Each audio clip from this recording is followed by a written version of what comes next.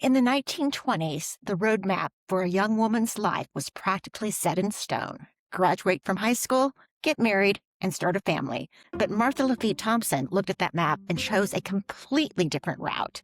Instead of settling down, she chose college. Instead of a quiet domestic life, she chose adventure and world travel. It wasn't until her 30s that she finally said, do. Martha lived a life on her own terms, but her greatest gift was what she left behind for us. Today, we're diving into the story of a true trailblazer and how her fierce independence gifted us a stunning 100-acre nature sanctuary to enjoy today. Grab your gear. This is the Firefly Podcast. Martha Lafite Thompson Nature Sanctuary, which is just outside of Kansas City, with the board president, Ann Nichols.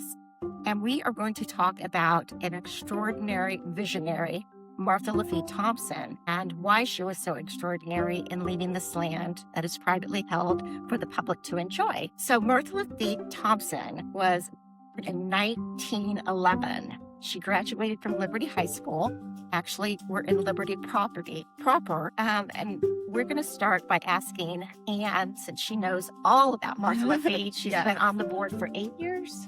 Tell us about Martha Lafite Thompson's parents and how they raised their daughter. Yeah. So Martha Lafite was born on Christmas Day, actually, in 1911. So the very end of 1911. She was born in Denver, Colorado. Before she was 1, they had moved here to Liberty. So her parents, Roger and Annie, they had met in Philadelphia and got married there to Colorado a bit later after they got married. Roger was a French immigrant, and Annie was from a Philadelphia family of shipwrights, so people who made boats. So he was an engineer, essentially. And he went to Colorado first, and then Martha was born there, and then they moved very soon, like I said, when she was, just before she was 1, to Liberty.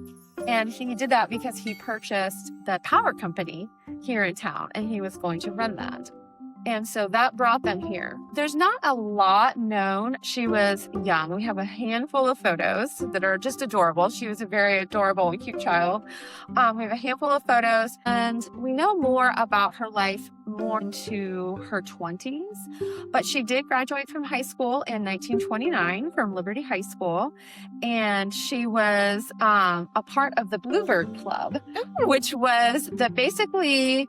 it would kind of be the modern day cheerleader, I guess. It was the kind of the initial stages of cheerleaders. So they were established to support the school activities. Okay. And they had these really cute wool-looking sweaters with a bluebird on it. And anything to do with birds. That's right. And That's then right. shortly after high school, then she finds her husband, Omar.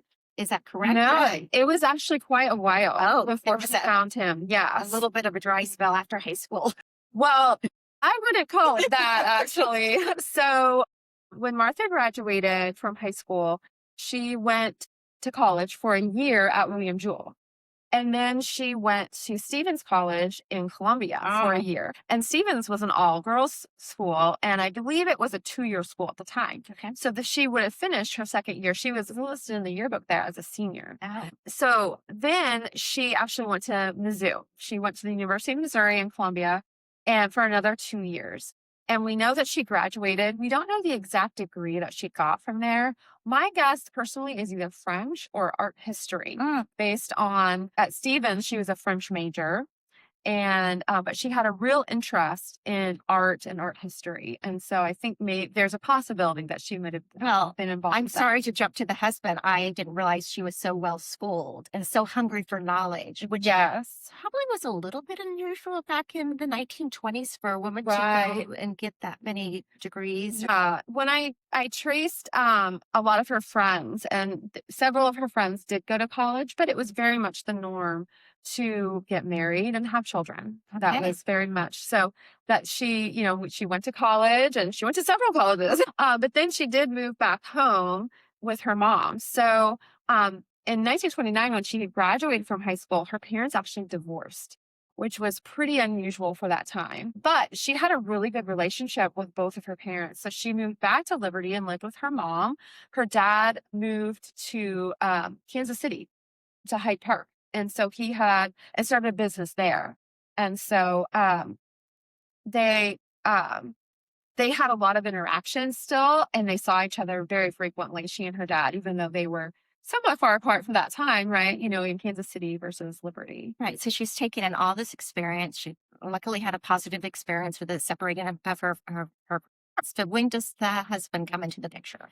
Yeah. So Martha spent a lot of her 20s, especially the early part of her 20s, dating. So she came back to Liberty after college, and she was looking for a husband. I think that's pretty accurate to say that. She had quite a number of boyfriends. And the reason we know this is because we have a journal. So Martha kept a journal. She must have received it as a graduation gift, because it starts just as she's graduating from college. And this journal is very small. It would fit in the palm of my hand. It's very small. And each page is one date. So like January 1st. But then on the page, there's lines, about 2 lines for each year. And so it's a 5-year journal. And so you fill in the year that you're doing it. So 1933. So 1933 to 1937 is what we have per journal. And so in that journal, she talks about who she's seen and that kind of thing. So we kind of get a little insight into who she's dating. And for that tidbit, she did not have a dry spell. She dated a lot of people. Yeah. She was very cultured, and things continue. Yes. Okay. So she actually, I think, pretty quickly kind of liked a particular young man, but she admits, so this journal, let me say, is not a tell-all, okay? It is very much just who she saw, where she went that day, letters that she wrote, and letters she received. There's a lot of letter writing in those days. And then the weather, of course, if it was dry or if it rained, or, what the temperature was sometimes. But by listing out people that she went to visit, or that she saw in town, or that came to visit her, we were able to trace a lot of her friendships and people that she interacted with. There was really only one moment in the journal where she actually sort of writes from her heart. And she alludes to this first boyfriend. That's what we would probably call it these days, right? That I think she liked him a lot, but they weren't together a lot. He didn't always live in Liberty. I think he sometimes was in other places, it appeared. And so she alluded to that. He wasn't really ready for a relationship. And that in the end was good, because she found someone else that really had captured her heart. And that person was Omar. And so she knew Omar. She met him in 1933. He was, I believe, a boarder at her home. So her mom was at a home in Liberty, but they rented rooms, I believe. And so he was initially a boarder, and she spoke to him as referred to him as Mr. Thompson.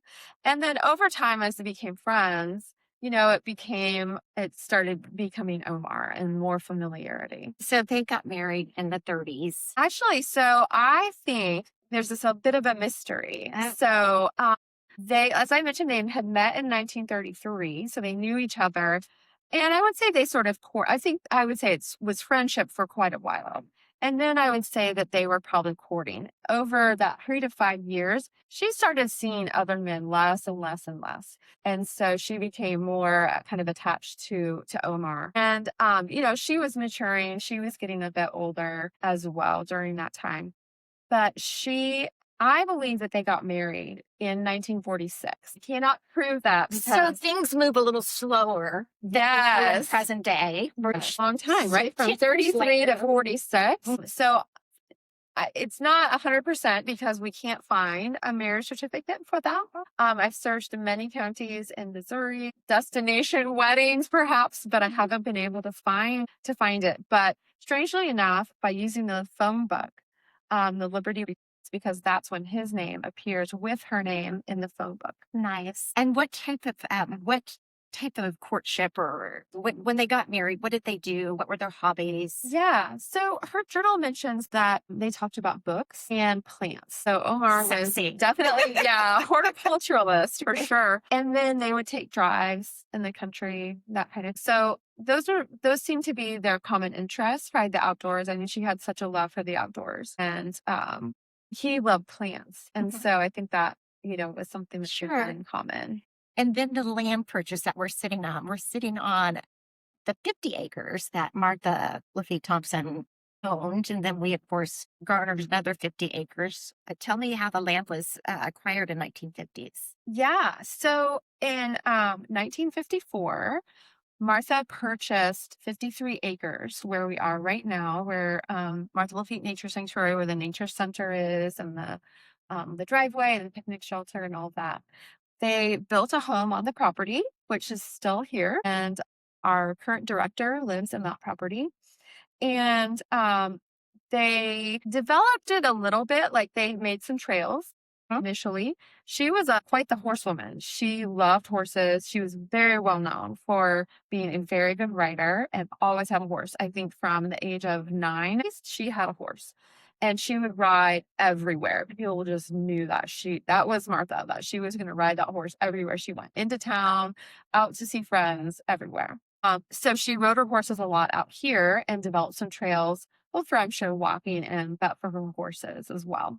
So 1954 is when they purchased the land and built the home. And then she lived here until her death in 1975. And so there's not a lot known about. So if you think back to, like, we have those journal years when she was in her 20s. And it's very exciting. She actually did a lot of traveling too. She traveled with her father several summers, major trips. She went to the Chicago World's Fair. She took a huge trip, road trip with her father to Mexico, stopping at many places along the way, all the way down to Mexico City, and then back up around through California, Oregon. So major road trips. But she, let's see, They were active, outdoorsy. yes, They had right. a motor car, they had horses. Yes, And she liked to experience life to the fullest. yes, absolutely. So what I was going to say was that those early times, we kind of know what she was up to, but then times change, right? The newspapers, like, you can find a lot of information in newspapers about where it used to be, Brenda went to visit her sister in some city, and, that was in the newspaper. And that sort of shifted, right, in the 40s and 50s and 60s. That wasn't the norm anymore. So we know a lot less about her life. And she kind of settled down. I think, she kind of settled into her life as a wife and as an explorer and a nature enthusiast. And she never had children. Correct. So Yeah. this is her baby. This is her Yes. dynasty, her legacy. And we don't know why she didn't have children, whether it was choice or a medical reason. Anticipation would be that it was perhaps choice. I mean, she didn't get married until she was well into her 30s, actually. And maybe she wasn't able to, I'm not really sure, but she might also, I think, was very independent, and she was an only child herself. And so she didn't, her idea of family was maybe a little bit different than what most people might That have. wasn't her calling. That wasn't in her heart, and that's okay. Yeah. So you said she died in 1975 and she had a heart attack, correct? She had a stroke. Yes. Was Yeah. that riding, or do we know? She was caring for her horses. And how do we know her wish was to have a nature sanctuary? Yeah. So before she passed away, luckily, she had made a will and she had written out what her desires were. And she'd actually started living out those desires even before she passed away. So in I think it was 1965, she was active in the Burroughs Audubon Society, and she would invite the club members here to use the property. So she was very private about this land. She didn't want people just, roaming around. But she would have her club members, they could come out, sort of buy equipment, And so she was already sort of establishing it as a nature sanctuary even while she was still living. It was just very much private and by appointment. Sure. And then her last will and testament set this up to be a nonprofit nature sanctuary. And so one year she passed, it became incorporated as a nonprofit. And so that's why 1976, and this year is 2026, and this is our 50th year. Congratulations, because you've been instrumental in keeping her legacy going. I members that stay as long as you have and have kind of led that charge. What do you find most fascinating with all these stories that you've shared about Martha? I mean, to me, it's how independent and ahead of her time she was for a woman those days. What do you find most Yes, fascinating? pretty similar. So to me, what I think was so fascinating was, I was familiar with Martha Lafite, the place, and I always thought of Martha Lafite, the nature sanctuary, as a place. And when I discovered her journal, that we had a journal of hers and read it, I was just completely blown away because suddenly Martha was a person. And I love that she has these connections to families in Liberty who are sometimes still here. Some of those family names are here. Some of them are on street names. They were very well known people, and even some stores that she visited, are still around, which is pretty neat. So I love those historical connections to Liberty as a place. But getting to know her as a person was really eye opening.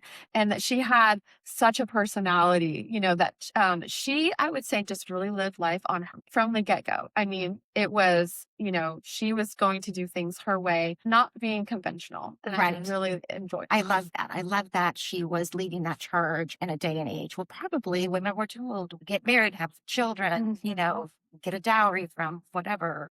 So tell me a little bit more about you and choose to invest so much of your time and keeping her legacy going and flaming the fire. Nature lover. I'm an ecologist by training, and so I've always loved nature. When I was growing up, my mom said that I would always find the tiniest little flower or the tiniest little, bug or something like that. I was always noticing the small things in nature. And I grew up, learning what birds were what and knowing what plants are what. It was just part of my upbringing. And so getting connected back here was in at first sort of, kind of like because I love nature. But then really honestly getting to know Martha through her journal, that really has captivated me and really made me to continue her legacy. That it's not just, you know, it's this place out here and, there's some land that's not developed. It's so much more than that. I Right. mean, it's a It's really special living place. and breathing history, a female founder, which I love. That Yes. dates back to the 90s. And it was written in her last will and testament that she wanted this to be enjoyed by generations ahead in the future, on and on, correct? Yes. Yep.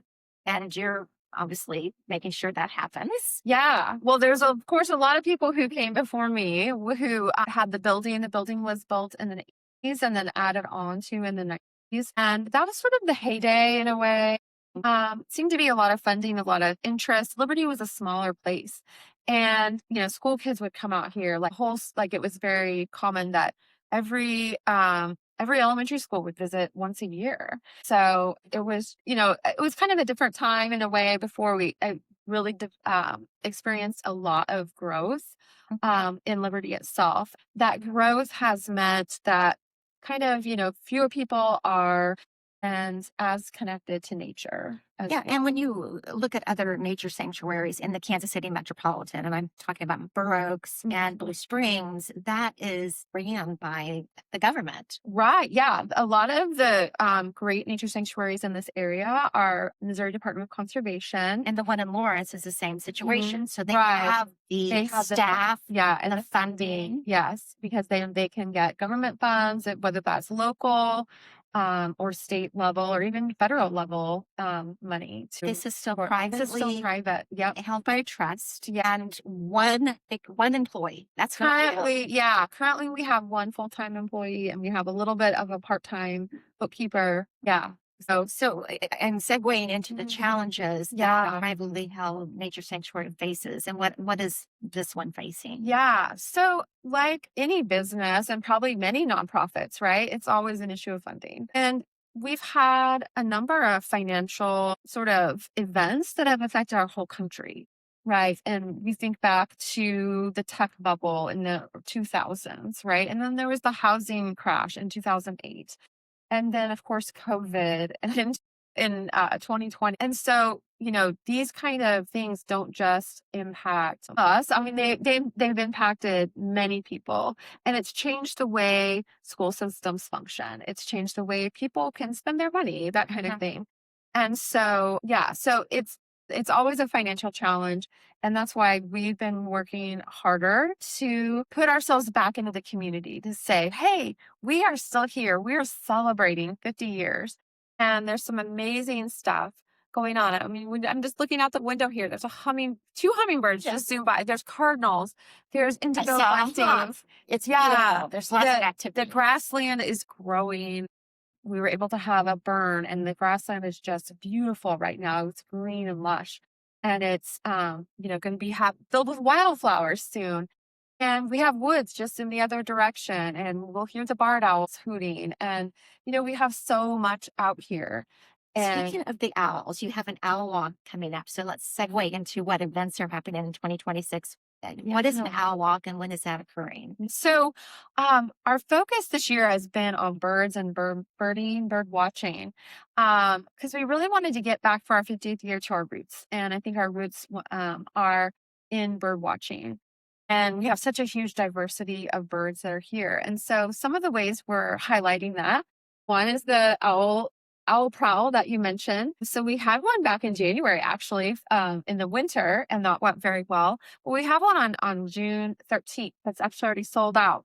So it filled. I love that you're sold out. Yes, it filled like in a day. We had so many people. So I'm working on seeing if we can have another one so we can get more people out. Because I think in the summer, people are a lot more interested in coming out after dark and learning about owls and then going on a night hike. That's really fun. And I will just mention, and I'll put this on the caption too, that if you want to see what events are happening here, it's www.naturesanctuary.com. Yes. Please continue. What happens after the owl prowl? Yeah. So a couple of things that are ongoing that are right now and going on through the rest of the year.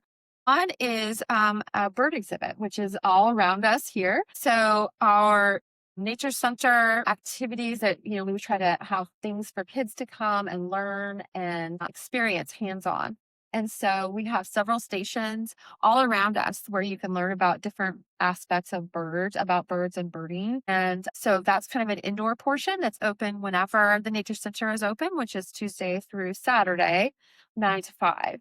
And so that's ongoing. We also have a new little book nook. It's so cute. And just a fun little hideaway spot with some really gorgeous books. Were donated by a friend, which was so nice to hook us up with some awesome books about birds. Then another exciting thing we have is our story walk. And so one of our trails is paved, and it goes from the picnic shelter down to Rush Creek. And we have along that trail the 50 state birds. And these are based on pages of the book from United Tweets of America by Hudson Talbot. So he's actually a really prolific writer. And I just happened in my research when I was working on the exhibit to come across his book. And I was like, this book is so fun. The birds are very cheeky. Are so fun and colorful. Yes. And so each panel are literal pages from the book, and you can learn about the state bird, some other fun facts about the states that they're representing. And what a great way for moms and kids and families in a very nature outdoorsy way to learn and have fun and be a family and take pictures. Yes. And it's free unless you want to leave a $5 donation, which we would very much appreciate. Yep. So if you start also at the kiosk, you can find a QR code that will get you some questions. If you want to get super interactive with the story walk, there's 10 questions, and you can look for the answers to those in the pages of the book as you make your way through. And then there's also a QR code to donate as well. And we really do appreciate any financial support that we can get. That's part of why, we want people to come out. We want people to enjoy what we have to offer, but we really do need financial support. Absolutely. Yeah. One employee, lots of land to maintain, lots of expenses with asphalt and bird seed maintenance and utilities. And it's really not fair to compare going to a state-owned nature sanctuary where they have deep pockets and a staff of 200 compared to this. So we would appreciate funding. Yeah. So there's more going on. Yeah. So the third thing is our hummingbird deck, which is just right behind us are the doors to our deck. We have a huge deck, and The flowers are all in place. So our deck is filled with flowers that attract hummingbirds, and we have hummingbird feeders all around. Just before we started talking, we were out on the deck, and you can hear things buzzing by. They'll, they do their little fight thing dance, and it's so fun. They're inaudible. Yeah. And I will say, I have hummingbird feeders at my house too, and it's very scarce. I mean, we're not seeing what we used to see because of ecological issues and pesticides and whatnot. But coming here, I'm seeing so many because it is the environment for them. They can hide in the trees. Yeah. Yeah. Yeah. There's a lot of food out here too. Once the prairie starts blooming, especially, there's going to be a lot more food. Obviously, we're probably still in migration where, new ones are coming in, and they'll also keep moving further north. And there won't always be, it won't be like Colorado where, there's hundreds at a feeder, but there's always residents who stay around. And then we also have a butterfly and hummingbird just outside the nature center. And that's been there for years. And so they've always known that that's there, but we're going to be attracting a lot more here. And the cool thing is that with it being on the deck, you can get really close. So we're just about to open it. We're getting some seating so that people can be comfortable and come and just have a quiet moment and watch the birds, listen to the birds. There's so many birds that you can hear calling. You can turn on your Merlin app and hear everything. Or the air conditioning, you can sit in the nature center here and look out the window, or you could be on the, say, the importance of the solitude and the nature washing over you. This is the place to come for that. I just came back from a women's retreat, and I can't tell you how much better I feel unplugging from society and just walking in the woods and hearing the trickle of streams and watching hawks and picking up feathers and rocks and snails and turtles and touching what nature gave us to enjoy. So this is the place. You may have a great backyard. You had to drive a distance to get to that, and you had to carve out a whole weekend. Yes. But this is a place you can come over your lunch break. You can come out when you have an hour, maybe you have a half an hour, and it's a reset. And you just feel Thanks it. for mentioning that, because yes, I had to drive 90 minutes. It was more of a juggling act with my calendar, but this is so close, 20 minutes from Kansas City, right in the heart of Liberty, Missouri. Very easy to get to and very worthwhile. And that's the tall grass. Yes. That we've had before. It's been quite a few years since we've had it, but is a bluegrass and tallgrass concert. And so I'm super excited to bring that back. It'll be up at our picnic shelter. The bands will play under there, and then people can bring their own chairs, camp chairs, and sit out and under the sky and listen to some great music. And so the plans are underway for that. September 12th is going to be the date, but a lot of those details we're still working on that actively, but they're coming together, which is really exciting. How fun. I can't wait. Yes. Yeah. Wonderful. There will be tickets available for that, and we'll have a limit of about 200 that we can hold out here for that. So kind of keep that in mind, mark your calendar. Wonderful. Tell us about how you're fundraising right now for the 50th anniversary. You have something I saw advertised on Facebook. Yeah. So, when I run into people, and whether that's if I'm promoting Martha Lafite, if I'm representing Martha Lafite, or just talking to people, I'll often ask if they've ever been out or if they've heard of us. And you get basically, I guess this is true for you get one of two answers. You either get, yes, I haven't been out there in 20 years, but they know about it. And it was obviously a very important place to them. I loved going out there when I was a kid, or when my kids were, a lot of it's when my kids were young, right? But now that their kids are grown, they've lost connection. And back burner this experience. Yes. That, or I've never heard of it. And so that's always the battle, right? Is like, we want people to know about us and come see us. And I think when you come out and you see it and you feel it and you experience it, then you see how important it is. And you want to support that and you want to keep it going. So we have a fundraiser called $50 for 50 years. And that is encouraging people, especially those people who said, oh yeah, I used to bring my kids out here all the time, but I haven't been out in years. This would be a great way for you to reconnect. Like, show, hey, that was really valuable to me. I haven't been active out here, but you know what? I can find $50 that I can support what you're trying to do here. So, and then there's, all the new people that we're meeting, and, hey, maybe they're the ones with the kids right now, and they're just getting involved, but they want to make that commitment to a place where their kids can come and play in the creek and go to summer camp and just have that mental break. Just the kids are driving me crazy and we need to go for a hike and get some energy out, get some wiggles out. Then this is a great place for that. And so we really would just love support from anyone and everyone.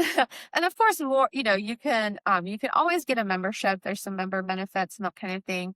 That level of support, usually around $200, but I know that not everybody can afford that right now. I love the $50 for 50-year anniversary. Yeah. It makes sense. It's doable by anyone, and it would boost your offerings so much. And there's asphalt to be poured. There's things to be done. Yes. It takes money. So anything else you want to share about anything that I haven't asked you about Martha Lafite or 2026? Gosh. Yeah. So I guess probably our final event, which is again still in the planning stages, is in November. And it was actually when November of 1976 is when it became a nature sanctuary officially. And so we'll be having an open house to try to, invite the community to come out. But that's at the very initial stages. So kind of stay tuned for that. But we're just really excited to have this focus on birds and birding. And this isn't just for this year. We really want Martha Lafite to be known as a place to come for birds and birding. And, it's a hobby that is becoming more and more popular by all ages. There's sort of the running joke that it's, people our age or older, retirees, that kind of thing who get into birding. But you know what? Young people are really getting into it as well. And so we just want to connect with everyone, whether, you're a mom with toddlers or you're a retiree or you're somewhere in the middle. We really just want to connect. Yeah.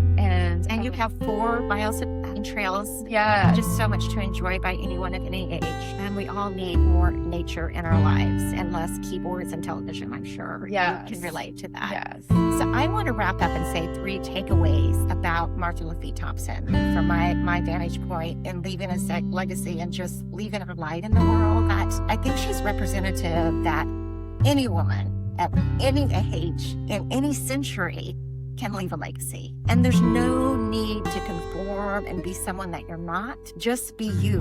She was her to the 100th degree. And I love that she chose how to blaze new trails and live her life, and you can too. And anyone can give birth to a child, a business or a charity, or a nature sanctuary.